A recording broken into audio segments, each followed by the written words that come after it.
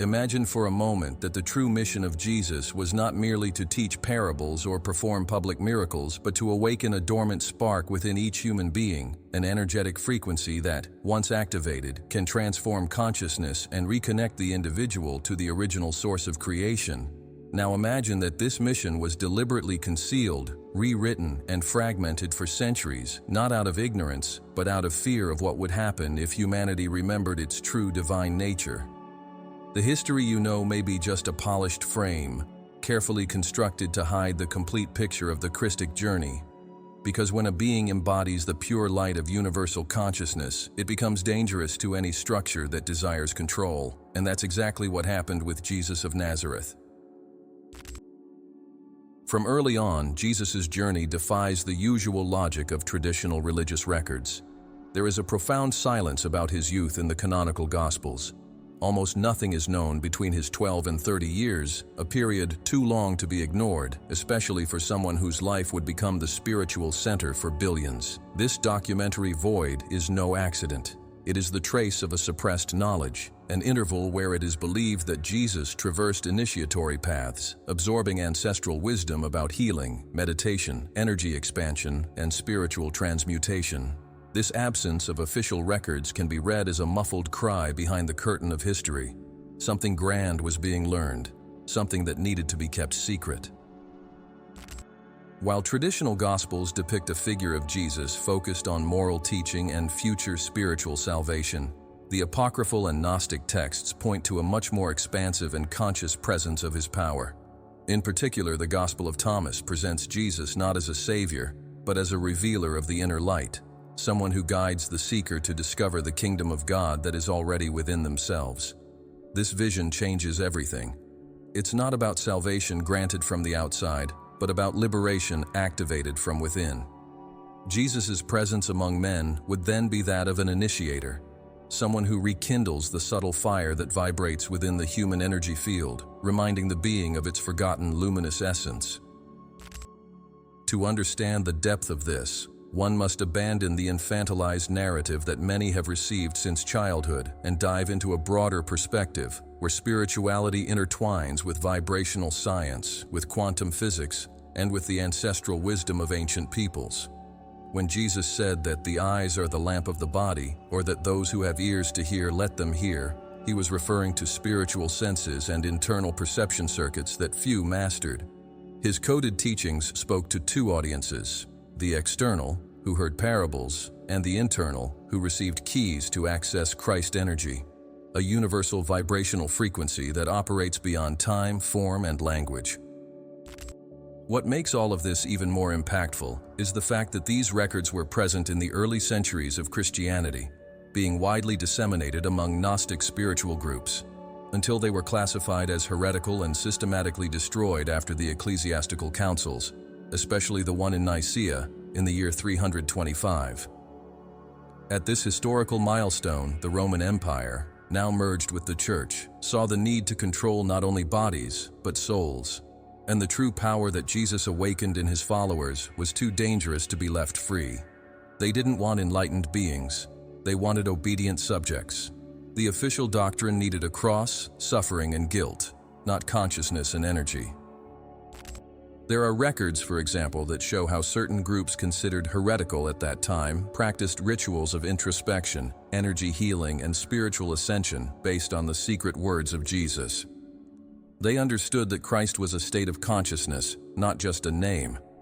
The figure of Jesus was the archetype of an awakened being who had fully remembered his luminous origin and thus vibrated at a frequency much higher than the dense matter of common reality.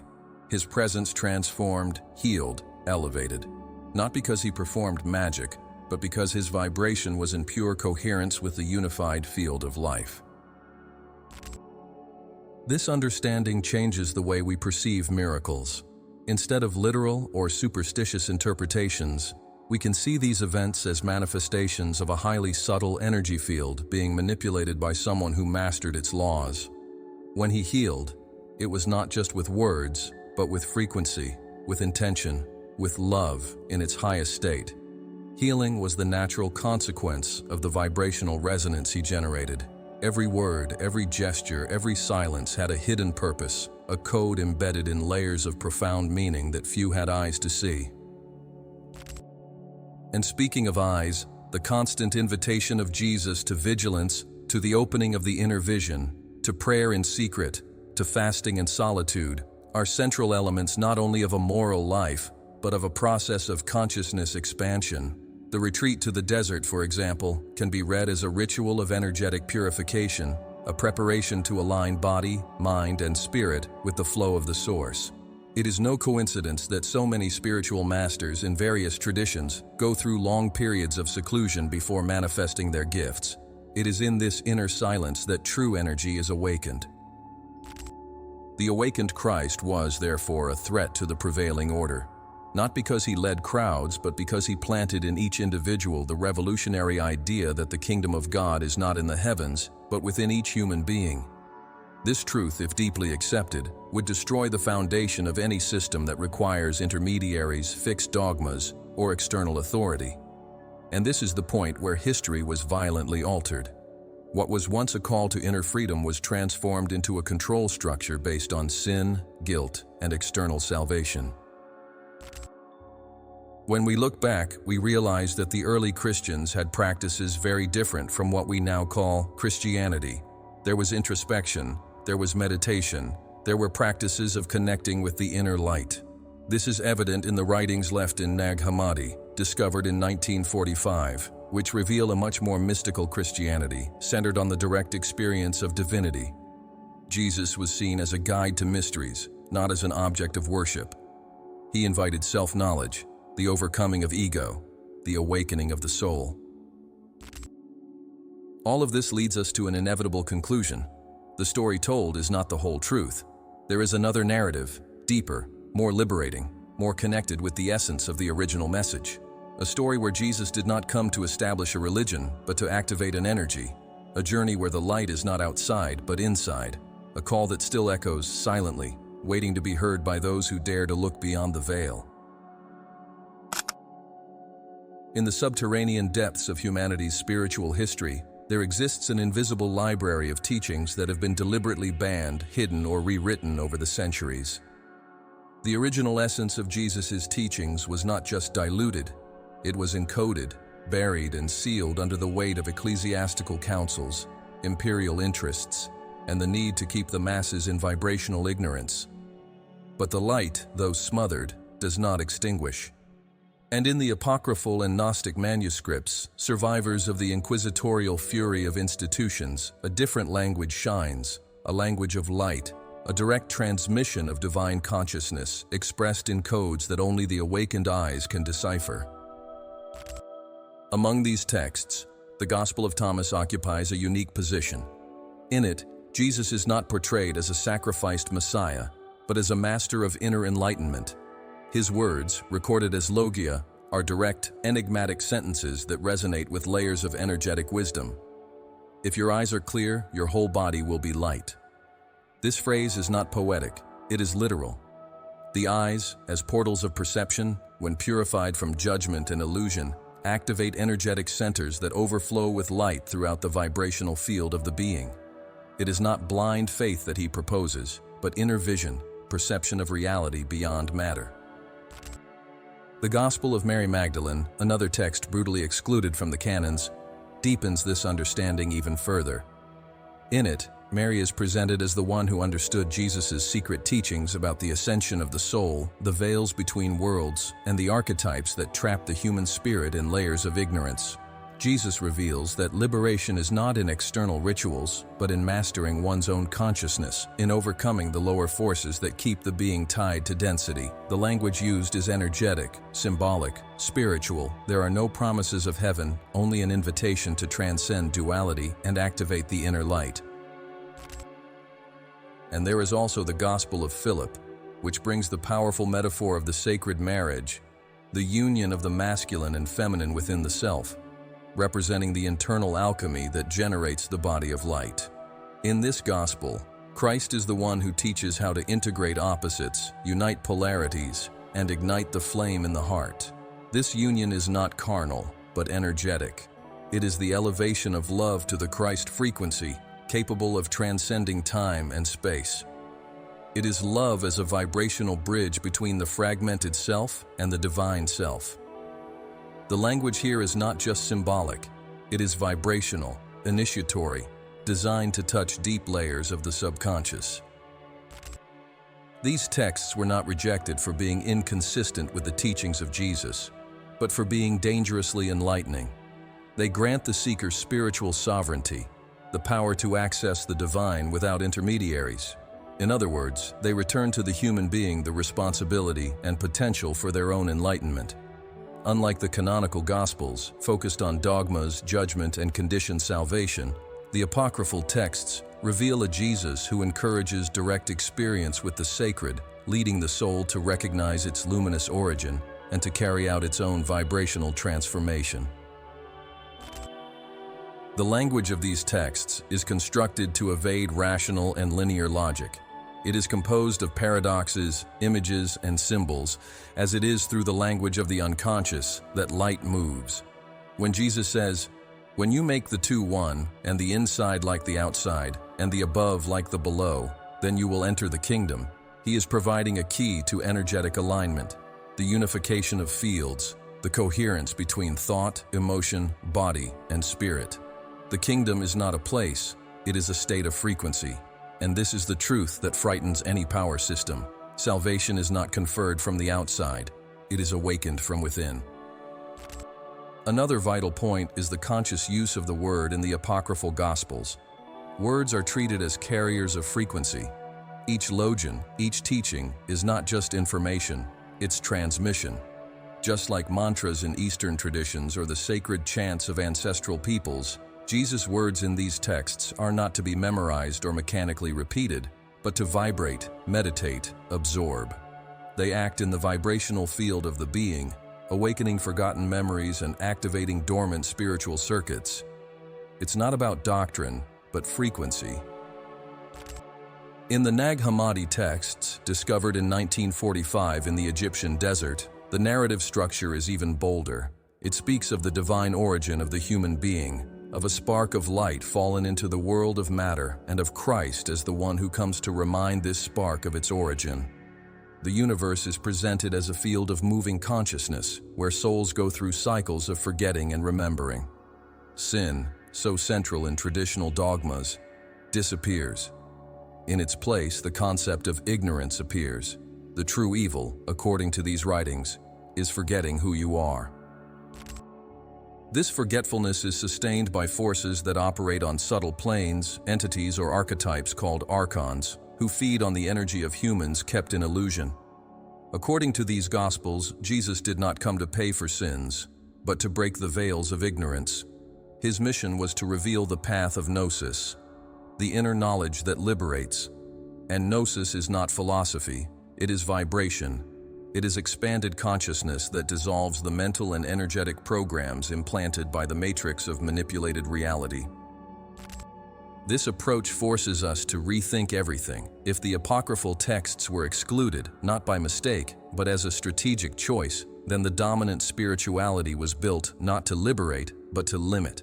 The knowledge that could activate humanity was turned into a taboo, and the spiritual masters who followed in Jesus' footsteps with vibrational wisdom were persecuted, silenced, exterminated. The language of light was smothered by the liturgy of fear. The sound of freedom was replaced by the echo of obedience.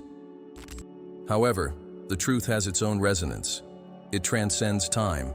And today, with the rebirth of the genuine spiritual quest, these texts re-emerge not only as archaeological relics, but as manuals for vibrational activation. They return as guides for the new age, ready to be read with the eyes of the soul and the ears of the spirit. They don't explain, they awaken. They don't indoctrinate, they liberate. And this changes everything. The message of Jesus contained in these lost Gospels is clear. The kingdom is within. The light is in you. The path is not external, but internal. And every symbol, every word, every silence recorded in these texts is an invitation to remember, a call to integration, a gateway back to the primal light. The language of light, though denied for centuries, is alive, vibrating, just waiting to be heard again. For centuries, spirituality was separated from science as if they belonged to distinct, incompatible realms, as if the invisible was merely a matter of faith and the tangible was the sole domain of reason. However, hidden knowledge, preserved in ancient traditions, and the forgotten teachings of masters like Jesus, reveals a bridge between these two spheres. The spiritual energy he awakened was not abstract or metaphorical. It was alive, measurable, real. His mission included demonstrating that the human being carries within itself an energy field capable of being activated, elevated, and transmuted, connecting the body to the universal source of consciousness. The occult science of inner light is the key to understanding this process, an ancestral knowledge that unites spirituality, vibrational physics, and inner alchemy into a single truth. Everything is energy, and this energy can be transformed by consciousness. The human body is not just flesh, bone, and blood. It's a pulsating electromagnetic field, constantly interacting with frequencies around it. This field, now studied at advanced levels by quantum physics and bioelectromagnetism, was intuitively understood by the ancients. They knew that the body has energetic centers, chakras, responsible for transmuting and distributing vital energy. Each chakra is like an antenna tuned to different frequencies of the universe. Jesus understood this energetic architecture deeply. His words, his gestures, and even his silences were calculated to move these energies in the bodies of those who heard him. He didn't just teach with phrases, but with frequencies. When Jesus spoke about the kingdom of God within each one, he referred to a state of consciousness where the vibration of the being is raised to such a point that it becomes one with the unified field of creation. In this state, the physical body begins to be transmuted. It does not disappear, but is penetrated by a light that makes it an instrument for the manifestation of the divine. The so-called transfiguration of Jesus on the Mount, when his face shone like the sun and his clothes became white as light, is a literal description of a body in a high vibrational state, radiating coherent and pure energy.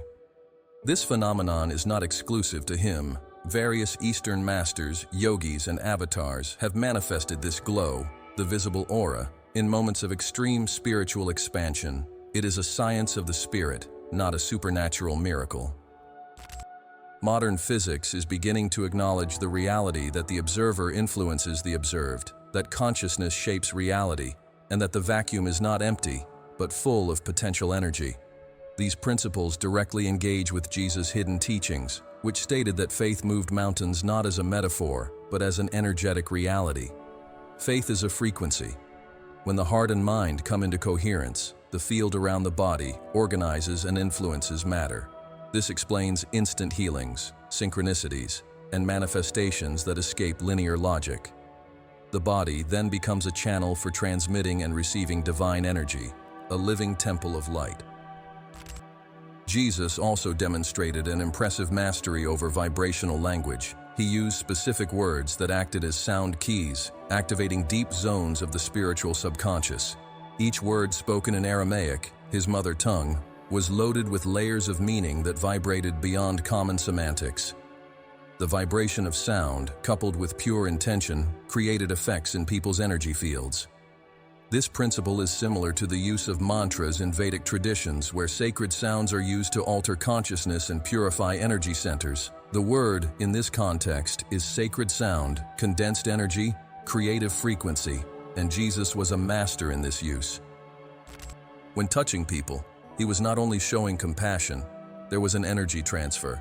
His hands were conductors of light, and this touch, when combined with intention and vibrational coherence, acted as a catalyst for healing. This explains why his presence alone was enough to transform entire environments. It was as if he walked enveloped in a resonance field so pure that it disrupted the dense frequencies around him, reconfiguring the vibration of everything he touched. This also reveals the reason why the sick flocked around him, not only seeking miracles, but being unconsciously drawn to that living light that restored, reorganized, elevated. Another important point is that Jesus understood the human body as divine technology. He spoke of the temple not as a physical construction, but as the body itself, and said it would be destroyed and rebuilt in 3 days. This language is deeply symbolic.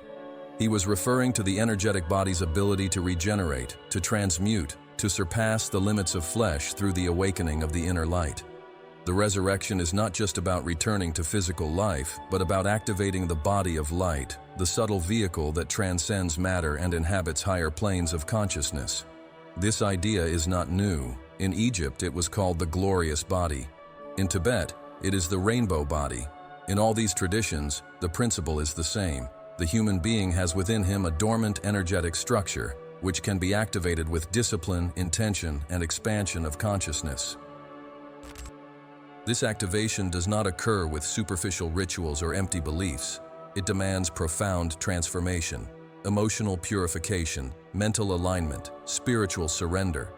Jesus taught this internal alchemy not with dogmatic formulas, but with experiences. His example was the practice itself.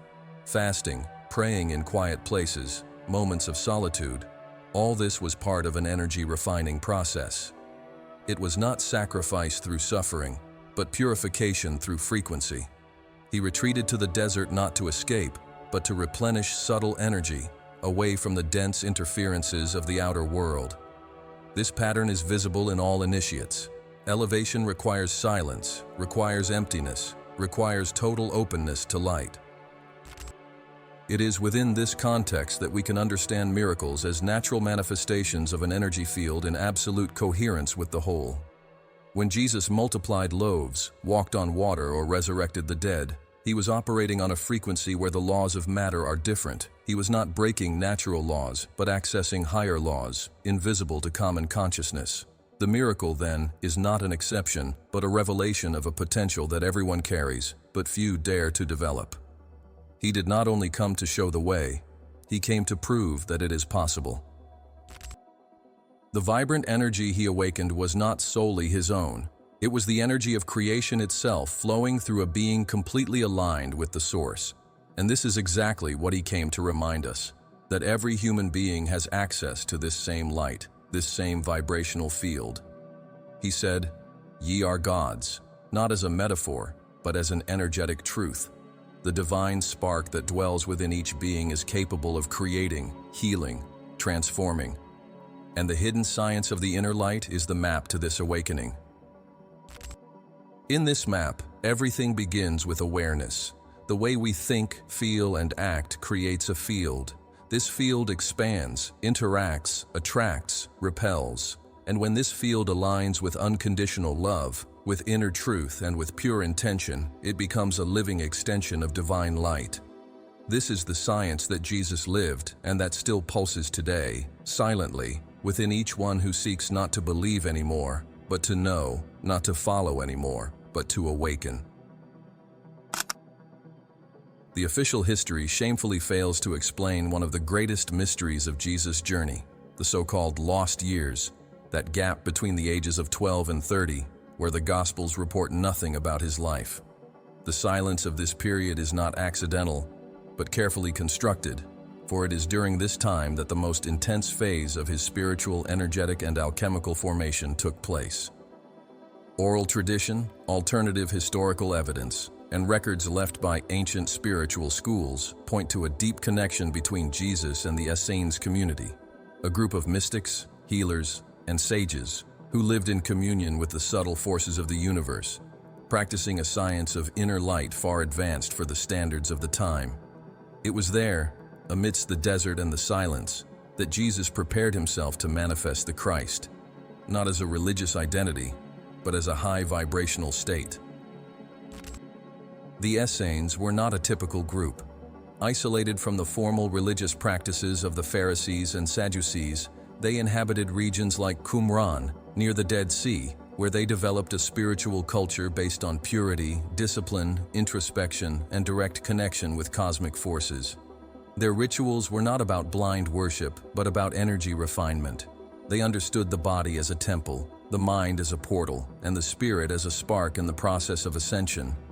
In their scrolls, they spoke of astral cycles, planetary alignments, subtle structures of the being, and the importance of maintaining a high vibration to communicate with higher planes. In this environment of extreme spiritual depth, Jesus found the foundations of his transformational journey. There, It was not just about praying or meditating. The Essenes trained the body with conscious fasting, the spirit with long periods of silence, and the mind with the study of natural laws and the hidden forces of creation. They performed ritual baths not as a symbol of moral purity, but as a real process of energetic purification. They understood that water carries memory, that it responds to frequencies, that it can be programmed to heal and elevate. They learned to manipulate subtle energies through rhythmic breathing, intentional focus, and creative visualization. These were daily exercises, practices that shaped the vibrational field of the initiates, preparing them for higher states of consciousness. And Jesus not only participated in this training, he transcended it. Jesus' presence among the Essenes was not that of a mere disciple, but that of a rising initiate. His ability to absorb and expand teachings, his total commitment to internal processes, and his natural connection to the source soon pushed him beyond the school's boundaries. But everything began in the desert, with prolonged fasts, plunges into absolute silence, and internal dialogues with the divine presence. In this preparation cycle, Jesus learned to listen not with his ears, but with his vibrational heart. He learned to see with the eyes of the soul, to feel with the energetic body, to think with the superior mind. The true Essene initiation was a refinement of all layers of being. And it is within this structure that we begin to understand why Jesus was able to maintain such vibrational coherence even in the face of crowds, trials, and the cross. He was trained to keep his energy field intact, even amidst chaos. He understood the value of the word, of intention, of breath, of physical posture, of silence. He knew how to protect his energy, how to expand it, how to retract it. He knew how to connect with the higher intelligences that guide the awakened. His training with the Essenes enabled him to operate as a crystalline channel of divine light, without distortion, without ego, without resistance. The Qumran texts, discovered in the 20th century, reveal practices and beliefs that directly echo the deepest teachings of Jesus. They speak about the arrival of a master of justice, who would reveal the mysteries of the spirit and creation. They point to the importance of introspection, of observing the cosmos as a reflection of the soul, of eating as a process of vibrational harmonization. This community anticipated the coming of someone who would combine ancestral wisdom and spiritual power. For them, Jesus was the living embodiment of this prophecy, and it was there, away from the eyes of the empire and the dominant religion, that he built his foundation. Fasting, for example, was a fundamental tool not for sacrifice, but for transmutation. By removing dense foods, the body was purified, the mind was cleared, and the spirit was elevated. This prepared the energy field to receive light at higher frequencies. During the fast in the desert, when facing the symbolic temptations of the ego, Jesus was not fighting against external demons, but against the internal resistances that prevent the full activation of the Christ consciousness. It was a vibrational battle, and he won because he was ready, because he had been trained to stand firm even in the face of the densest forces of the collective unconscious. The prayers of the Essenes were not pleas, but vibrational declarations. They did not ask, they attuned. Their words were projections of intention, alignments with specific frequency fields. They used phrases in a specific tone, repeated high-vibration sounds, and chanted sacred words that acted as keys to open portals of spiritual connection. This same logic can be perceived in the prayers of Jesus, such as the Lord's Prayer, whose vibrational structure activates the heart field, aligns the throat chakra, and creates a state of spiritual elevation, especially when recited with full presence. The Essenes also understood the importance of nature as a mirror of the soul. They connected with the elements, fire, water, earth, air, not as separate entities but as extensions of their own bodies. Water purified emotions, fire transformed mental patterns, earth anchored vital energy, and air oxygenated the higher mind. Each practice involved these elements, each teaching pointed towards the reconnection with the natural rhythm of the cosmos. Jesus, in using water in baptisms, in healing with touch, in blowing on his disciples, was applying this knowledge at a high level. He was not performing miracles, but profound spiritual sciences encoded in simple actions. Furthermore, the diet of the Essenes was based on the vital energy of food. They preferred fruits, seeds, grains, and fresh vegetables. They knew that everything that enters the body influences the energy field. They avoided meat not because of doctrine, but because they understood the vibrational density caused by death and suffering. Jesus lived this reality. He ate simply, communed with nature, used food as a tool for harmony. And more than that, he transformed food with his presence. The multiplication of the loaves and fishes, when viewed from a vibrational perspective, is an event of energy expansion. The faith of the crowd, combined with Jesus' elevated field, created the manifestation of abundance. Physical posture was also trained among the Essenes. They knew that an upright spine allowed the free flow of vital energy, that deep breathing oxygenated the brain and expanded the auric field. They practiced slow movements, active meditation, silent contemplation. Everything was integrated. The body was tuned like an instrument, and Jesus embodied this in his presence. His gestures, his voice, his walk, everything conveyed harmony. He moved in coherence with the Spirit, and this coherence was felt by everyone who approached. At the end of this training, Jesus did not just become wise. He became a full channel of Christ energy. The light that radiated from him was not symbolic. It was real. It was a result of discipline, surrender, practice, silence, and connection. The secret of the Essenes is not only in what they taught, but in what they lived. And this secret, when unveiled, shows that Christ was not a privilege of one man, but a possibility for all. Jesus simply showed the way. He is the example that a human being, when awakened, becomes living light. Throughout the traditional narrative, Jesus' deeds have been categorized under the label of miracles, supernatural events that violate the known laws of nature and therefore were used as evidence of his exclusive divinity. But this view, although widely spread, hides a deeper, more liberating, and much more powerful understanding. What was called a miracle may have been, in fact, the conscious and precise manifestation of a forgotten science, a refined manipulation of vital energy, universal vibration, and the invisible structure of reality. Jesus did not come to impress. He came to teach, to demonstrate, to activate. And each of his extraordinary actions can be seen not as a divine trick, but as a clear sign that a human being, when in full coherence with the Source, can transcend the limits of the physical world through energetic mastery. The Gospels report instant healings, food multiplications, control over the elements, mastery over matter, and even resurrections. Each of these events, when analyzed through a new lens, that of subtle physics, practical spirituality, and vibrational science, reveals not a breach of natural laws, but a profound application of them at levels humanity still does not fully understand. Behind each healing, there is a reorganization of the body's energy field. Behind each multiplication, there is a process of vibrational expansion. Behind each walk on water, there is an altered state of body density and alignment with the flows of the water element. Nothing is magical. Everything is spiritual science. When Jesus healed, he did not operate in isolation. He repeatedly said, "Your faith has healed you." This reveals a fundamental principle. Healing is co-created. Faith is the key that opens the field for energetic reorganization. When someone believes intensely, it generates an internal frequency that breaks through blockages, dissolves resistances, and allows vital energy to circulate fully again. Jesus did not impose healings. He activated potentials. He operated as a catalyst. His vibrational field was so high that, when approaching someone in a state of openness, resonance was established, and the person's field instantly aligned. This is pure energy physics. The touch of Jesus, his word, his gaze, everything was intentional. There was no randomness. When he said, "Rise up and walk," he wasn't just encouraging.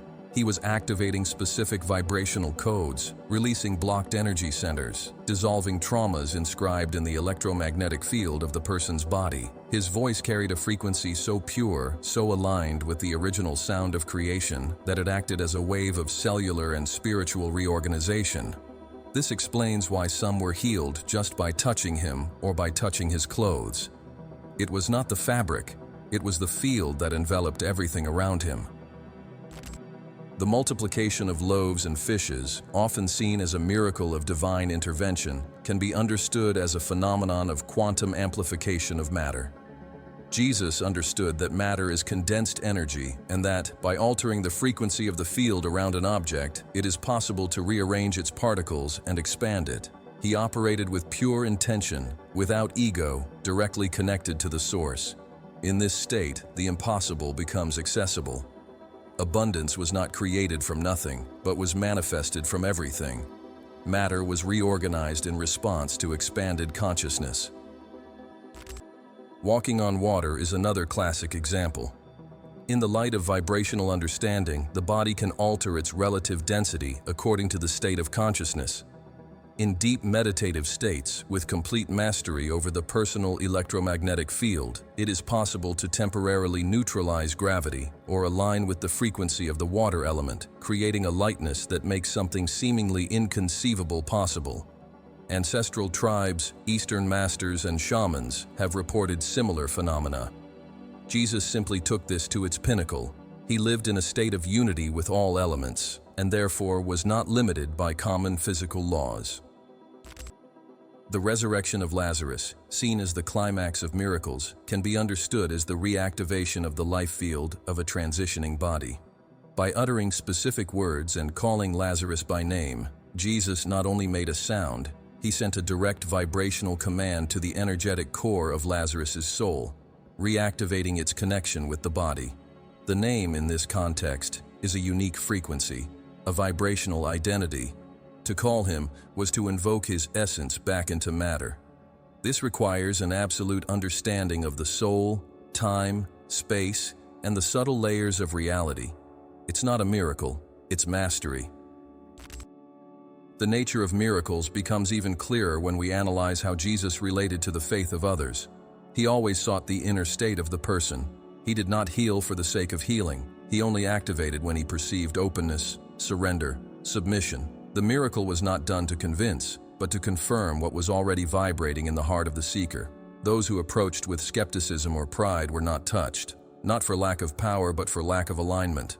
The frequency of doubt impedes the flow of vital energy. Consciousness creates barriers, and Jesus knew that healing can only occur where there is vibrational permission. Even the calmed storm at sea follows this pattern. Nature responds to the vibration of consciousness.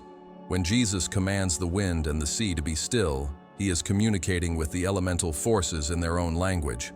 This is not mythology, it is forgotten knowledge. Ancient shamanic, Taoist, and Atlantean teachings speak of the direct relationship between the inner state of the being and the external manifestation of nature. The world responds to the vibration of the mind and heart, and Jesus was total coherence. His inner peace was so intense that it imposed itself on the surrounding chaos. This is energetic sovereignty.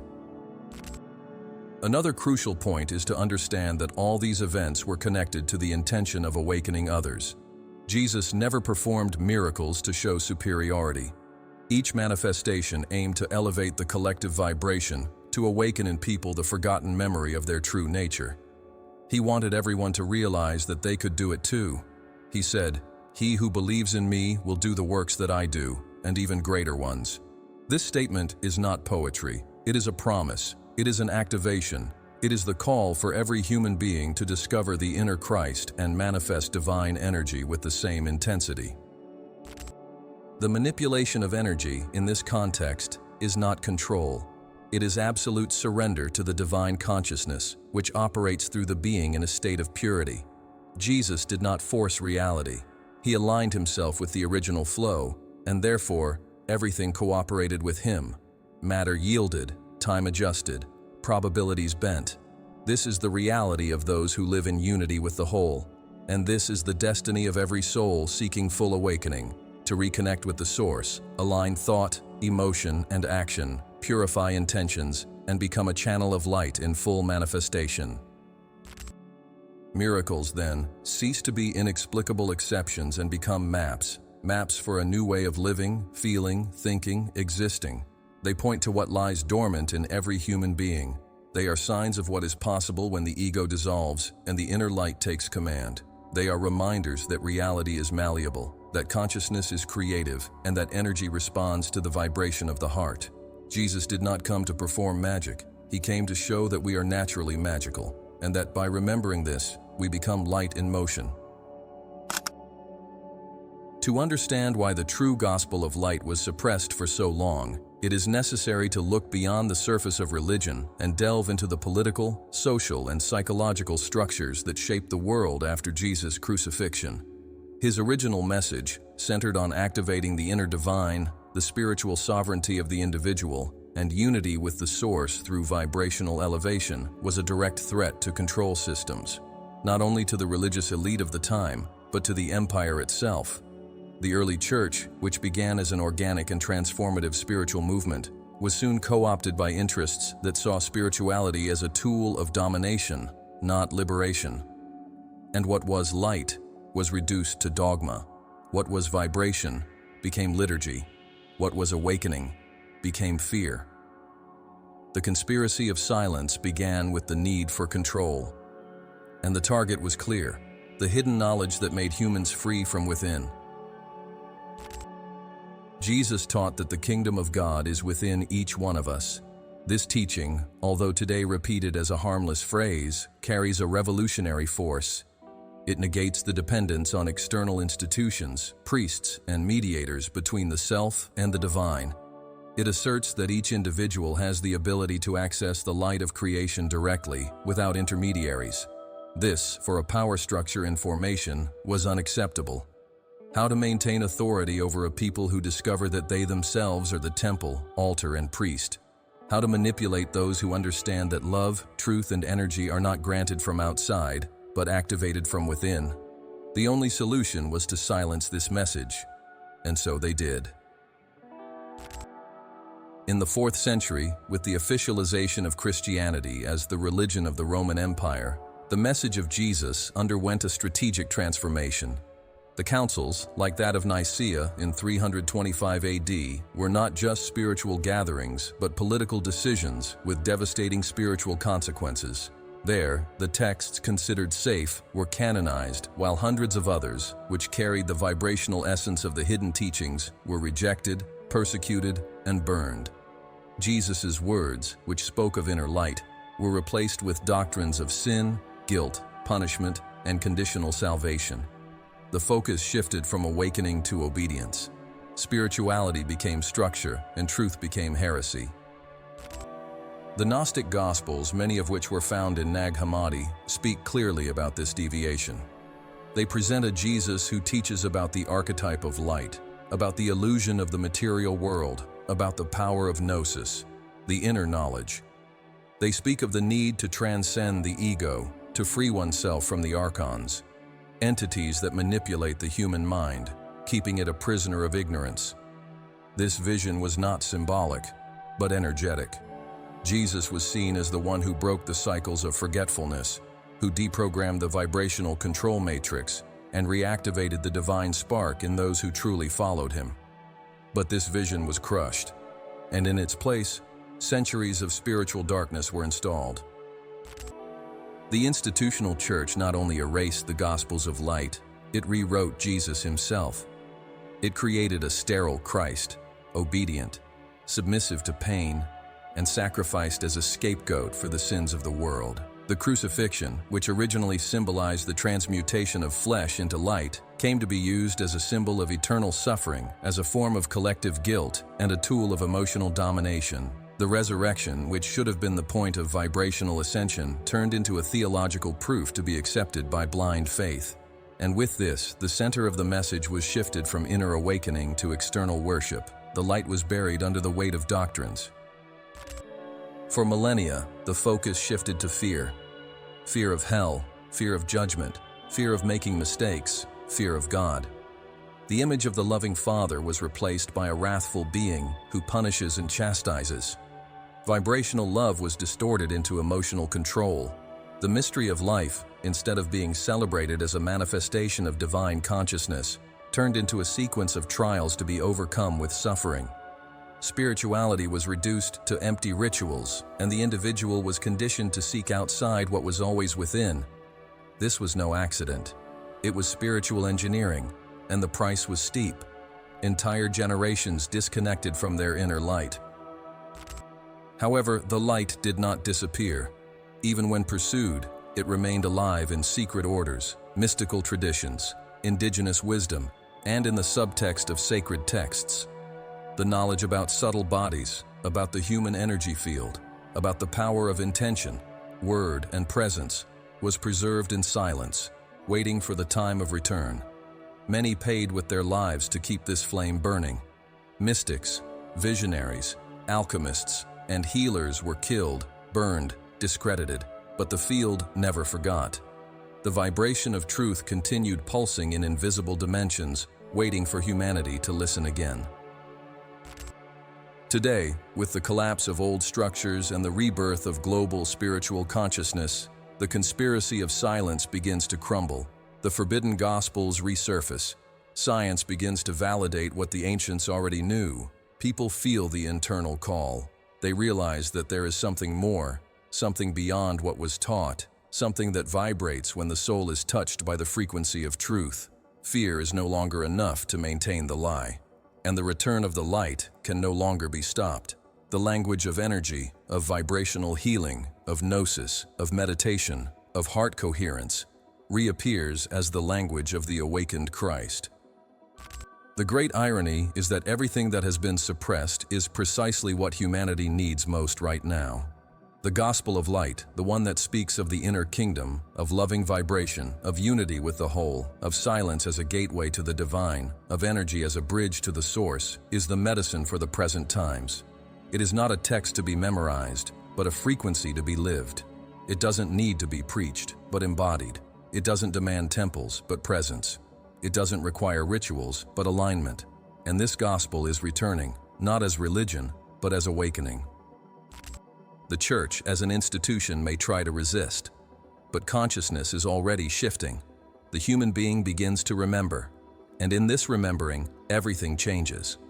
The gospel of light does not ask for faith, but surrender. It does not offer salvation, but reconnection. It does not speak of punishment, but of resonance. It does not impose norms, but suggests paths. And it returns now because the Earth's frequency has changed, and humanity is ready to hear what has been silenced for centuries.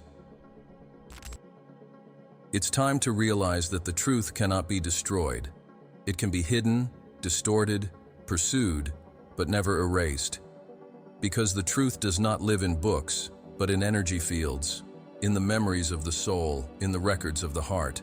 And that's why, even without reading a Gnostic gospel, many feel that there is something wrong with the official story. They feel that pain, fear, and guilt cannot be the basis of a divine message.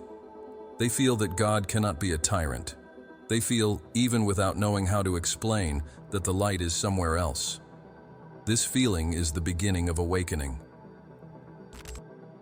The conspiracy of silence failed because light is indestructible, because the vibration of truth transcends ages, because Christ was never the property of one religion, and because the most powerful gospel is the one written on the body, in the field, in the soul. The era of revelation has arrived, and with it, the return of light. Far beyond the pain, the violence, and the tragic image that has become the central symbol of traditional Christian faith, the crucifixion of Jesus holds a profound mystery, encoded in symbolic and energetic language. For centuries, this event was presented as the pinnacle of redemptive suffering, the sacrifice of an innocent to atone for the sins of the world. However, this understanding, built from a theology based on guilt and fear, overlooks the hidden layers of meaning present in that moment. What truly happened at the crucifixion was not merely the death of a body, but a vibrational transmutation, a profound initiatory rite in which Jesus, full of consciousness, used suffering as a catalyst to fully release his light and activate the superior energy body. It was an alchemical process, planned, accepted, lived with clarity, that broke the boundaries between the physical plane and the higher spiritual field. The cross, a symbol of oppression for many, was for him the gateway to definitive ascension. Jesus was not caught off guard. He knew what was coming. He spoke of it repeatedly, warned his disciples, prepared his energy, harmonized his vibration for the exact moment of transition. What seemed like the end to others, for him was the climax of an energetic trajectory. He had completed his training. He had mastered the body, mind, and spirit. His vibrational field was fully activated, his consciousness expanded, his unconditional love anchored. He was ready to carry out the final stage of his mission, to cross death without being destroyed, to convert pain into light, to transcend matter without denying its presence. The crucifixion was, for Jesus, a conscious choice to carry out the greatest demonstration of energy transmutation the world has ever witnessed. Each element of the crucifixion carries a hidden code. The vertical timber represents the connection between the planes, heaven and earth, spirit and matter. The horizontal timber symbolizes the extremes of duality, light and shadow, life and death. Jesus, at the center of the cross, represents the point of balance, the axis of consciousness that unifies opposites and remains unchangeable amid chaos. By positioning himself at the center, he not only suffered, he integrated. He did not reject pain, but absorbed it and transmuted it. He transformed the vibration of violence into an emanation of compassion so intense that it tore the veils between the worlds. This is the essence of energetic initiation, to go through suffering with such presence that it loses its power to imprison. The 7 words that Jesus uttered on the cross were not human outbursts. Each one of them is a profound vibrational code. Father, forgive them, for they do not know what they are doing. This sentence is not just a plea for compassion, it's an energetic release. By forgiving, Jesus breaks the karmic chain of revenge and dissolves the field of hatred around him. He maintains a high frequency, preventing pain from altering his vibration. Into your hands I commit my spirit is the pinnacle of detachment, the total surrender of the ego, the full submission to the flow of the source. Every word uttered at that moment was a conscious command, a key to open portals and prepare his vibrational transition. The temple veil torn in half, at the exact moment of his death, is a powerful metaphor. The veil separated the sacred space, inaccessible to the people, where it was said the divine presence dwelled. When Jesus dies and the veil is torn, what is revealed is a new reality. The divinity is no longer hidden. It is no longer reserved for a few. It is accessible. He symbolically tears the boundary between the human and the sacred. And he does this with his physical death, but with his energy fully alive. He was not a victim. He was the conscious agent of the greatest spiritual liberation humanity has ever known. The spilled blood, often interpreted as literal sacrifice, has an alchemical meaning. The blood represents the essence of life. When consciously spilled, in a state of love and surrender, it becomes a vibrational elixir that purifies the collective field. It is not the act of suffering that redeems. It is the act of suffering with awareness, transmuting each drop into a frequency of compassion. The blood of Jesus, in this context, is a symbol of the total surrender of density in exchange for light. It transforms the physical body into a vibrational offering, not for an external God, but for the universal field of energy, as a sign that the spirit is stronger than the flesh. The crown of thorns, an instrument of mockery and pain, can be understood as a symbol of the activation of the pineal gland, the spiritual center of the human brain. The thorns press against the head, the area where consciousness resides. The suffering there represents the ultimate test, to maintain clarity even under maximum pain. Jesus keeps his consciousness awake even with a wounded mind. The pineal gland, when symbolically touched, activates internal visions, access to higher planes. The crown then becomes an involuntary symbol of enlightenment. What was meant to humiliate him consecrates him. The instrument of pain becomes a mark of elevation. The moment of physical death was not despair, it was liberation.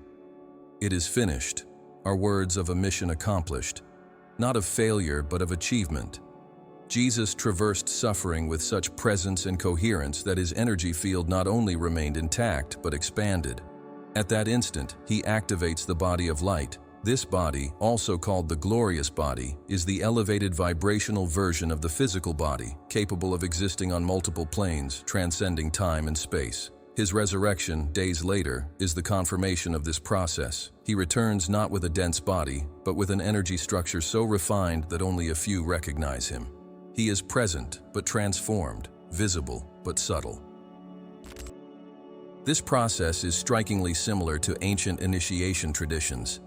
In Egypt, initiates underwent symbolic mortifications in sacred chambers, where they would spend days in silence, in total darkness, confronting their shadows, until higher consciousness was activated. Symbolic death rituals were common in various cultures. Jesus performed this ritual in plain public view, as if to say, "What is secret will now be revealed." His crucifixion is the most visible and yet the most hidden rite, visible for its pain, hidden for its depth, a public initiation of an age-old spiritual science. The empty tomb is more than proof of return. It is a symbol of total transmutation. Jesus not only survives death, he redefines what it means to be alive. He transcends bodily limitation and reminds us that the body is not a prison, but a tool for elevation. By disappearing from the tomb, he marks the beginning of a new era, the era of the conscious spirit, of the awakened human being, of the embodied light. And his ascension is not an exclusive event. It is the destiny of all who walk the same path. He is the first of many, the prototype of the enlightened human. The cross, therefore, is not the end. It is a portal. When observed through the eyes of consciousness, the crucifixion reveals itself as a vibrational manual. It teaches about surrender, about transmutation, about high frequency, about inner mastery. It does not invite pain, but presence. It does not invite martyrdom, but sovereignty. It shows that even the greatest suffering can be traversed with such light that it transforms into liberation. Jesus did not die to save us. He died to show us how to save ourselves, how to traverse density, pains, losses, with so much awareness that, in the end, only light remains. This is the true secret of Calvary, not a punished God, but a master full of wisdom, accomplishing the pinnacle of his spiritual journey, surrendering with dignity, expanding his light to the fullest, and showing that the spirit, when awakened, cannot be defeated. Death did not conquer him. Pain did not dominate him. Fear did not paralyze him. He went through it all and emerged on the other side more alive than ever. This is the initiation. This is the model. This is the path. Throughout the centuries, the figure of Jesus has been imprisoned in theological molds, transformed into dogma, frozen in images that portray him as distant, untouchable, almost inaccessible. However, behind this veil of distortions and manipulations, there is an undeniable truth. The consciousness he embodied did not die, did not disappear, and does not belong only to the past. It is timeless, universal, and is returning with intensity in this era. What Jesus activated more than 2,000 years ago was not just a new spiritual perspective, but a vibrational matrix that remained latent in the field of humanity, waiting for the right moment to emerge with full force. And that moment has arrived. We are experiencing the return of the Christ consciousness, not as a religious event, but as a collective elevation of frequency, as a global awakening that touches hearts, disarms minds, and invites human beings to remember who they truly are. The Christ consciousness is not the property of a religion, nor is it restricted to an individual. It is a vibrational state of unity with the all, where unconditional love, inner truth, compassion, and spiritual clarity become the basis of every action, thought, and feeling. It is the fusion of the human and the divine, not as opposites, but as complementary expressions of the same origin. Jesus manifested this state fully and called it the Kingdom of God. But he did not present it as an exclusive privilege, but as a common heritage. "Ye are gods," he said, "not to exalt us, but to remind us." And today, this reminder is resurging powerfully in millions of souls who, silently, are beginning to feel an internal call that can no longer be ignored. This return is not announced in temples, pulpits, or palaces. It happens in the silence of the soul, in the spontaneous awakening of perception, in the discomfort with old structures, in the sincere desire to live with more authenticity, love, and connection. The Christ consciousness returns when someone chooses to forgive, rather than to avenge. When someone decides to listen to the heart instead of fear. When someone chooses the truth, even if it costs everything. It does not need crowds to manifest. Small gestures are enough. Attitudes that vibrate at a high frequency. Choices that break the pattern of the ego and align with the spirit. This consciousness is like a seed that, once planted, begins to transform everything around it. This return is directly linked to the planetary ascension process we are experiencing. Earth is changing its frequency, and with it, all life begins to resonate at a new vibration. Science already detects the increase in Schumann resonance, which reflects the planet's electromagnetic pulsation. Human bodies, in turn, are responding with physical, emotional, and mental symptoms that reflect this transition. Many feel anxiety, insomnia, unexplainable pains, extreme sensitivity. All of this is part of the vibrational cleansing necessary for the new field to stabilize. We are being updated to withstand more light, more truth, more love. We are becoming the new temples of Christ consciousness. It's not about perfection, but presence. The new era of light doesn't require us to be saints, but to be aware that we take responsibility for our vibration, for our choices, for our influence in the collective field. Every thought we emit, every emotion we feed, every word we pronounce shapes the world around us. The Christ consciousness manifests when we step out of autopilot and start to live with intention, with purpose, with reverence for life in all its forms. This is the true gospel of the now, living in coherence with the inner light, even amidst darkness. Jesus will not return as a physical figure in heavenly clouds. He has already returned. He never left. He is present in every act of compassion, in every silent awakening, in every soul that chooses love over fear. The image of the literal return of an external Savior is yet another distraction from the true spiritual work. The returning Christ is internal. He is being born within every being willing to strip off the old and open up to the new. The resurrection is not an isolated event. It is an ongoing process of inner transformation that happens each time a person awakens to the truth of their essence. In this new era, spirituality ceases to be a belief system and becomes a direct experience. It's no longer about doctrine, but about energy, about frequency, about how we feel, how we relate, how we take care of ourselves and others. The new spirituality is practical, alive, organic. It manifests itself in body care, in conscious eating, in silent meditation, in connection with nature, in listening to intuition, in service to others. It's integrated spirituality, which does not separate the sacred from the everyday, but reveals the sacred in everything. And with this new spirituality, a new humanity also emerges. People begin to unite by vibrational affinity, not by labels. Communities form based on elevated values, on cooperation, on sharing, on presence. The old power structures based on domination, fear, and scarcity begin to crumble. In their place, fairer systems are born, more inclusive, more aligned with the collective good. The economy, politics, education, science, everything is being touched by this new consciousness. And even though the transition may be turbulent, the destination is inevitable. The light is settling in. The Christ consciousness also invites us to a new form of self-knowledge, no longer based on guilt or punishment, but on loving self-observation. It is the end of the internal war and the beginning of reconciliation. It's when we look at our shadows without judgment, with the intention of integrating and transmuting them. It's when we understand that every difficult experience was a disguised lesson, an opportunity for growth. The inner Christ does not demand perfection, but surrender. He invites us to live with courage, to face our fears, to heal our wounds, and to love even when there is no reason for it. Because love is the highest frequency. It is the code that activates everything. This new era of light also brings with it the reconnection with the soul's purpose. Many start to feel that they can no longer live in disconnection with their true mission. They feel that there is something greater calling them, something that goes beyond survival, consumption, automatic repetition. The Christ consciousness awakens the longing for meaning, for contribution, for authentic expression. It activates dormant gifts, reveals forgotten talents, opens paths that previously seemed impossible.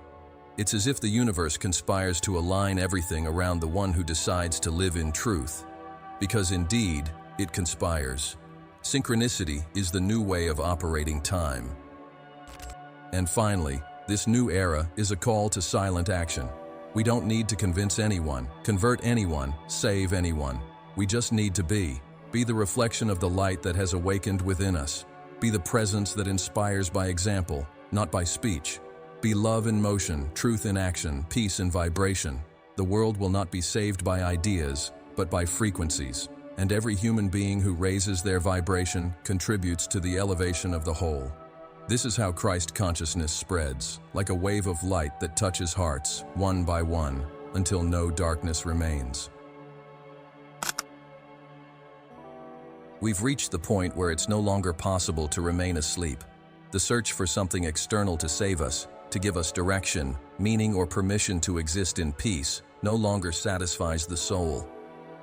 The world around us is in turmoil, not because it's falling apart, but because it's being reorganized based on new frequencies, more aligned with truth and consciousness. And within this grand planetary movement, the most powerful, transformative, liberating revelation is also the simplest. You are the temple.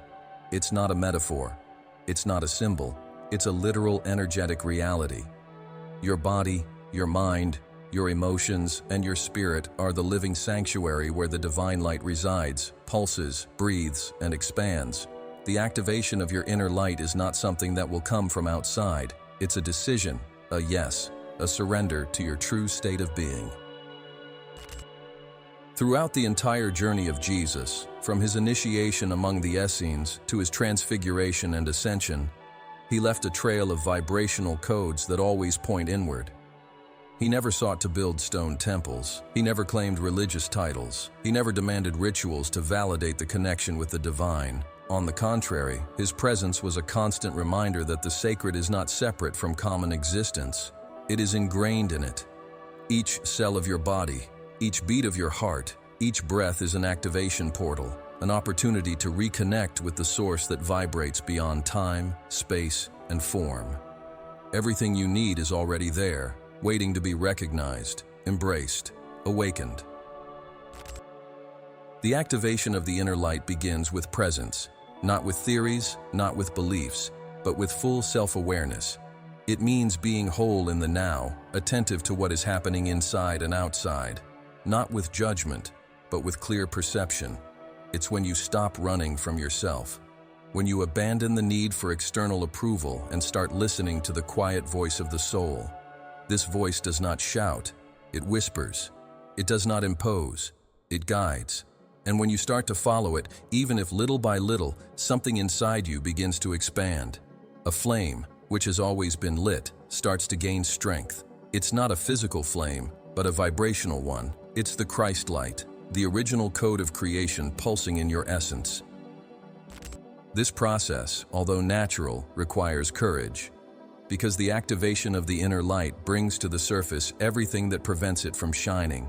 Old patterns, ancestral traumas, limiting beliefs, unresolved memories, everything emerges to be seen, felt, healed, and reintegrated.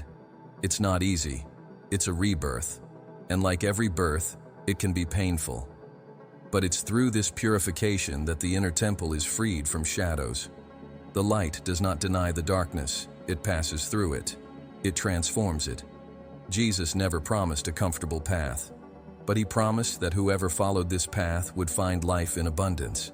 And this abundance begins when the soul reoccupies its central place in the being.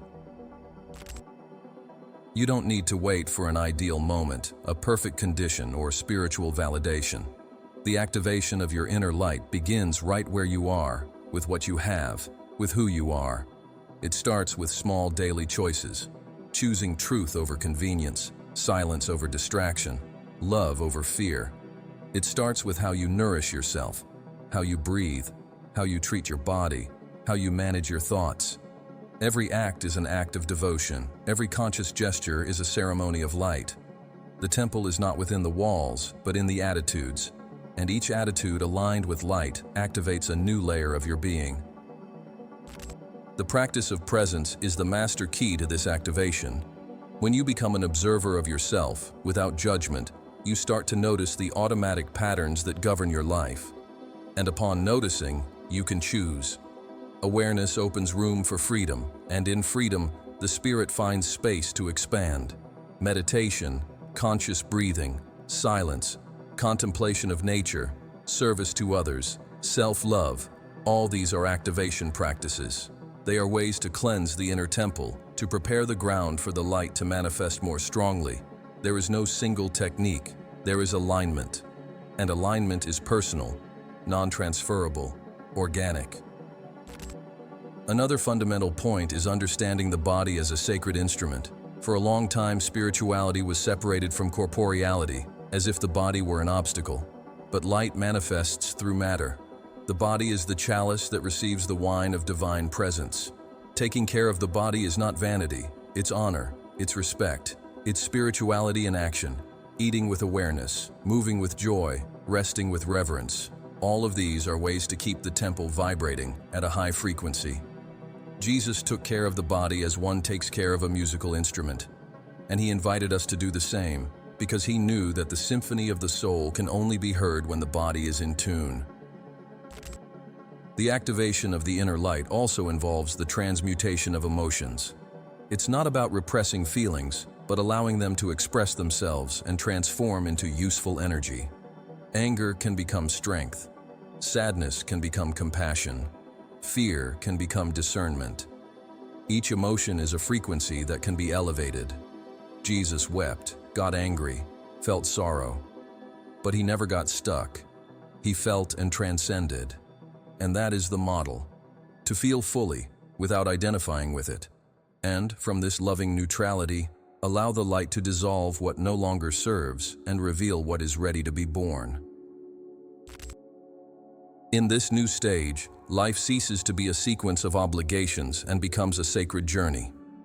Each encounter, each challenge, each apparent obstacle is seen as an opportunity for expansion. The victim gives way to the creator. Drama gives way to wisdom. Rush gives way to presence. The mind ceases to be the tyrant and becomes the servant of consciousness. The inner light, once activated, begins to guide each step. Not with ready-made maps, but with an infallible compass, the vibration of the heart. And this vibration, when respected, leads the being exactly where they need to go, at the exact right time, with the necessary tools. You are the temple, but you are also the priest. You are the one who cares, who honors, who keeps the fire burning. No one can do this for you. No master, guru, system, or ritual can replace your decision to live in alignment with the light. True spirituality begins and ends with you, and that's why it's so powerful, because no one can take it away. No one can manipulate it. No one can control it. It's you with the source, you with the inner Christ. And in this encounter, all answers emerge, all healings occur, all paths reveal themselves. Your past doesn't matter. It doesn't matter how far you've strayed, how much you've erred, how many times you've fallen. The light is always waiting. All it takes is a moment of presence, an instant of truth, a conscious breath, and the temple lights up again. The gospel of light isn't in books, but in your life. It is written every day you choose to be consistent with your soul. It reveals itself in every gesture of kindness, in every healing word, in every welcoming silence. Christ lives in you. And when you live as Christ, not as a character but as consciousness, you become a living extension of the source. You become the answer. You become the path. This is the silent revolution that is underway. Millions awakening, each in their own time, at their own pace, in their own way. There are no leaders. There are no hierarchies. There are lights that are being lit. And when many lights are lit at the same time, the darkness dissolves due to lack of space. This is the new era, and it begins in you, in your body, in your field, in your temple.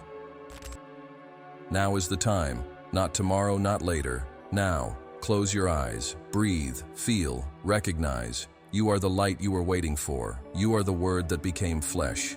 You are the miracle you were seeking. You are the Christ that returns, and it all begins now. After everything you've felt, reflected on, and awakened to in this video, tell me in the comments, when was the moment you felt the light igniting within you the most? Sharing this experience strengthens collective manifestation. When we recognize ourselves in another's journey, the light expands in unity. Let's activate this frequency together. Comment below, "The light awakened in me when," and complete it with what you experienced, noticed, or felt. Your story may ignite the flame in other hearts. If you feel that this journey hasn't ended yet, it's because it's really just beginning. Click now on the next video on your screen, the Book of 33 Steps, the hidden map Jesus left for enlightenment.